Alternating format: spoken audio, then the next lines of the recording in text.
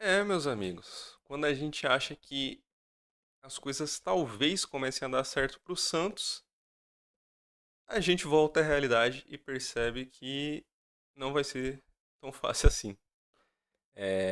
Depois da demissão do Pedro Caixinha ontem à tarde, a gente teve a coletiva marcada hoje às 3 horas pelo Pedro Martins, né, nosso querido CEO, que basicamente serviu para avisar o que a gente já sabia, que o Caixinha tinha sido demitido, responder algumas perguntas mais genéricas, mas que ainda assim eu acho que foi uma boa coletiva para explicar diversas questões da visão dele sobre o momento do Santos, sobre o momento de reconstrução, que tem que bater de frente com a realidade. Teve até uma quase treta ali com um dos repórteres e acabou se exaltando ali no meio da pergunta, que ao meu ver foi sem sentido. Mas enfim, o principal foco da coletiva, pelo que as pessoas esperavam, pelo que a torcida esperava, que era um possível anúncio de um técnico, não aconteceu, né? E esse técnico, principalmente na mente do que a gente estava esperando que fosse o Sampaoli, ao que tudo indica não virá, porque saiu agora há pouco, alguns minutos, no canal de transmissão do Lucas Mussetti, que para quem não sabe é basicamente o Fabrício Romano da Baixada, é um dos principais, se não o principal setorista do Santos. É muito raro ele errar. E assim, é um. De todos os caras do meio do jornalismo no que tange ao Santos, é facilmente o que eu mais confio na questão de notícias e apurações. E ele soltou que, ao que tudo indica, o Sampaoli não vai aceitar a oferta do Santos. Ele já tinha sido noticiado mais cedo e até ontem à noite por alguns setoristas de que o Sampaoli e o Santos teriam tido uma primeira boa conversa, mas que depois ele teria pedido um prazo para que ele pudesse responder. Né? Algumas pessoas relataram que fosse um prazo de 72 horas, outras de 48 horas, mas enfim, não precisou nem de todo esse prazo. Né? Pelo que o Musset postou, ele analisou toda a conjunção, né?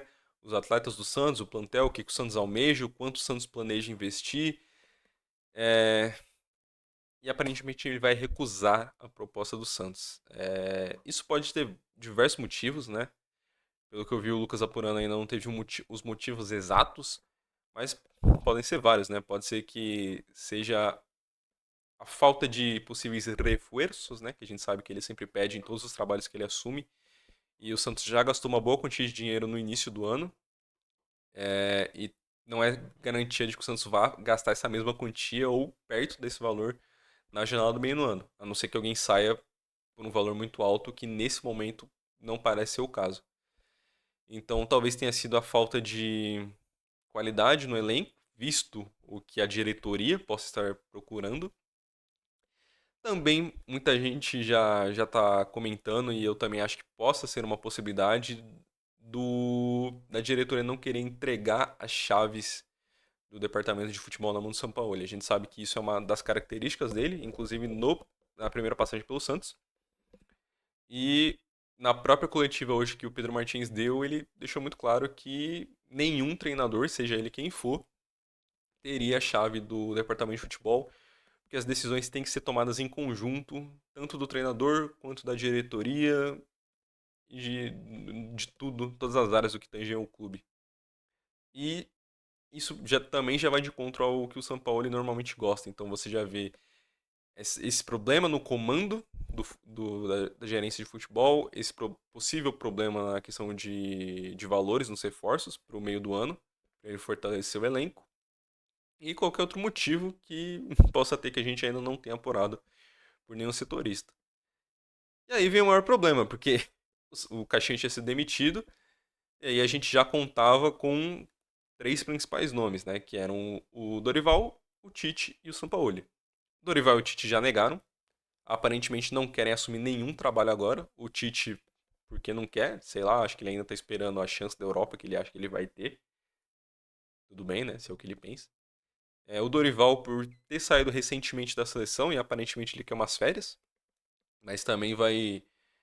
Acaba contradizendo que algumas pessoas apuraram de outros times. Houveram pessoas do São Paulo que disseram que ele estava meio apalavrado, mas aí outras depois disseram que não, que era só no futuro.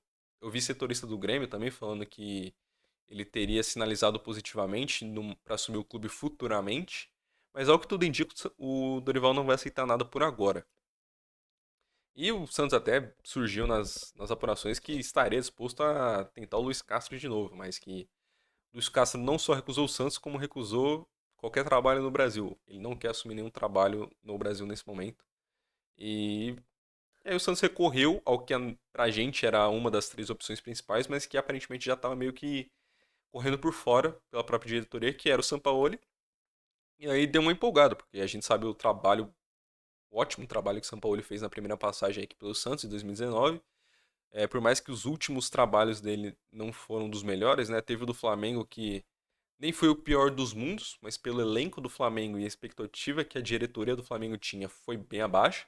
O do Sevilha, que também foi abaixo, e o do Rennes, que foi ridículo. Eu acho que, se eu não me engano, o São Paulo não chegou a ganhar nenhum jogo. Eu acho que ele não chegou nem a completar 10 partidas pelo clube. Eu não consigo olhar agora porque a tela tá gravando aqui, mas enfim. Acho que ele não chegou nem a completar 10 partidas pelo clube. Então, os últimos trabalhos do São Paulo foram péssimos, mas o Santista ainda tem na memória a questão afetiva da primeira passagem, que foi a última vez que o Santista talvez tenha sido feliz mesmo sem ganhar nada, né? A gente teve a final da Libertadores com o Cuca, mas que foi uma decepção, e o time era mais pragmático. Com o São Paulo, mesmo a gente não conseguindo ganhar nada, porque aquele Flamengo do Jorge Jesus estava imbatível naquele ano, o Santos se divertia, né? O Santista conseguia ter um pouco de alegria a cada jogo e ter a esperança de que poderia conquistar um título. Aparentemente a gente não vai ser o que vai acontecer. E aí vem o principal problema que é eita, pô, chutei aqui o tripé. E aí vem o principal problema que é quem vai assumir agora. Porque as principais opções que era que a gente tinha na cabeça, nenhuma aceitou. E a gente não sabe de quem o Santos pode ir atrás agora. O Santos pode ir atrás, de repente, de um Crespo, que das opções livres no mercado talvez seja a que mais empolga os torcedores, né? Porque nas opções possíveis talvez seja a melhor. E além de não ter muita certeza de quem vai assumir agora, vem a principal preocupação que é de quem que a diretoria vai atrás. A gente não pode esperar grandes coisas dessa diretoria, porque é só pensar que eles foram atrás do Renato Gaúcho no fim do ano passado. E o Renato Gaúcho só não foi contratado porque ele mesmo não quis. E com todo respeito ao Renato, que é gigantesco para a história do futebol brasileiro, os últimos trabalhos dele não foram bons. E com o elenco que o Santos tem, não faz muito sentido você dar esse time na mão do Renato e achar que ele vai fazer muita coisa também.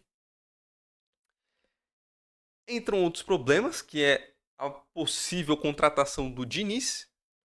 E aí, eu sei que o Diniz divide a opinião de muita gente. Eu sou do partido de que gosto muito do Diniz desde que ele não esteja no meu time. Eu não aguento ver aquele estilo de jogo, aquela parada de você ter que sair com a bola passando a todo momento sem poder dar um chutão, e isso diversas vezes você toma gol em erro de saída de bola. Pra mim é preocupante se eles forem atrás do Diniz.